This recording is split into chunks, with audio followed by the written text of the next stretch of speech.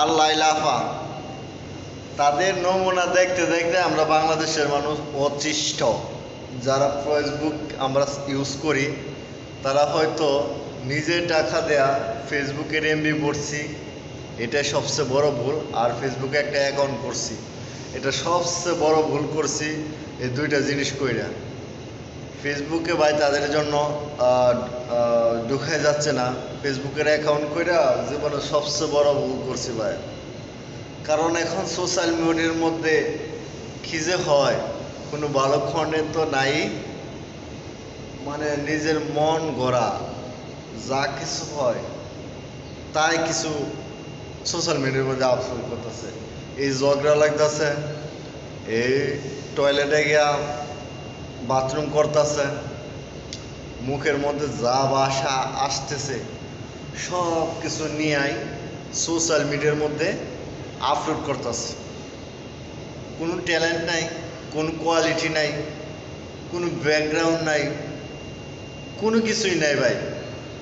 তবু মানুষ এদের ভিডিও দেখতে এতটা মানে আকর্ষণ ফিল করে, এটা বলার ভাষা আমার নাই।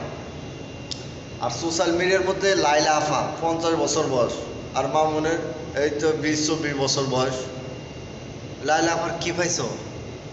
লাইলা আফা কি পাইছো? মাপ চাই ভাই, মাপ চাই তোমার কাছে। তুমি কি পাইছো? এই শুধু কুচি বাচ্চাটা এর কাছে তুমি কি পাইছো? কিছুদিন পরে পরে নাটক সাজাও, তোমরা নাটক সাজাও যে মামুন আমার মায়েরা চোখ মুখ লাল করে দিছে। হ্যাঁ, যে মামুনের কাছে আর যাবো না। আর তুমি যত ছেলে ফেলে আছে অনলাইনের মধ্যে যারা ফেসবুক কন্টেন্ট ক্রিয়েট করে, তোমার সবার সাথে এত মিল, তোমার কি ভবিষ্যৎ নাই? তোমার যে বয়স 50 বছর হয়েছে, তুমি যে আর কিছুদিন পরে পুট্টুস হয়ে যাইবা, তোমার কি এই ভয় নাই? তোমার কাছে নিজের কি এত খুশি মনে হয় যে আমি এখনো খুশি, আমারে সবাই পছন্দ করে? তোমার কি এরকম মনে হয় তোমার কাছে?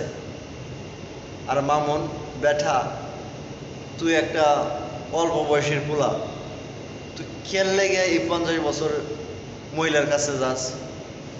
ওর মধ্যে কি আছে?